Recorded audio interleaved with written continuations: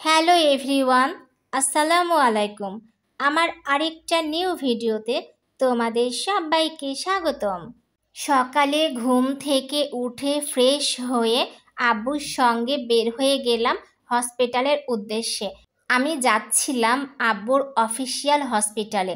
সরকারি হসপিটালগুলা 12টার পরে অফ হয়ে যায়। হসপিটালে এসে বসলাম। বসার পরে পা দেখাচ্ছিলাম, বলতেছিলাম আমার পা কি পরিমাণ ফুলে গেছে। বসে থাকতে একটু ভালো লাগছিল না, পাশে জুতা খুলে দাঁড়িয়েছিলাম। ব্যথা এবং ফুলে যাওয়ার কারণে পায়ে কোনো জুতা পরে থাকতে পারছিলাম না। পরে জানতে পারলাম ডক্টর আসেনি, ছুটিতে আছে। আব্বুর সাথে ক্লোজ সম্পর্ক যে ডক্টর আঙ্কেল, সে আমাকে দেখলো এবং বলল একটা এক্সরে করে নিয়ে আসতে। পায়ে ব্যথা এবং ফুলে যাওয়ার কারণে মেডিসিন লিখে দিবে। এক্সরে করতে চলে গেলাম। এক্সরে রিপোর্টের জন্য আব্বু ওয়েট করতেছিল। আমি বাইরে চলে আসছিলাম। হসপিটালে ভেতরে এবং বাহিরে অনেক ফুল বাগান আছে। শীতের সময় যখন গিয়েছিলাম তখন অনেক ফুল ছিল, এখন গিয়ে দেখলাম ফুলের এই অবস্থা। আমি কর্মচারীকে বলতেছিলাম শীতের সময় দেখেছিলাম কত বড় বড় গোলাপ, এখন দেখতেছি একদম ছোট ছোট। কর্মচারী বলতেছিল শীতের সময় তো প্রচুর ফুল হয়, আর গরমের সময় রোদে ফুল জ্বলে যায়। হঠাৎ দেখি আমার ফ্রেন্ডের বোন, মানে আমার বড় আপু।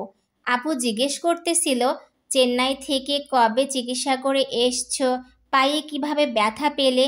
আপু তার পিচ্চিকে হসপিটালে ডক্টর দেখাইতে নিয়ে আসছিল।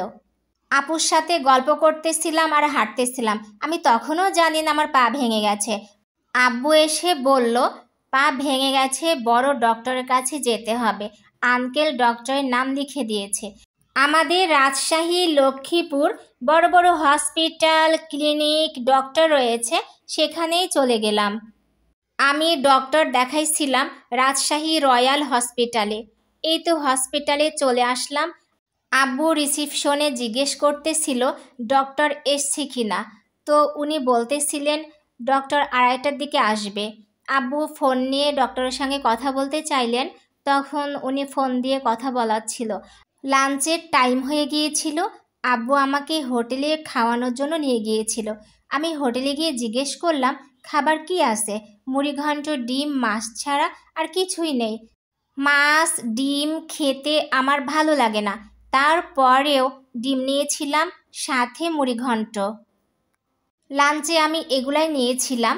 মুড়িঘণ্টটা খাইতে কিন্তু বেশ ভালো ছিল।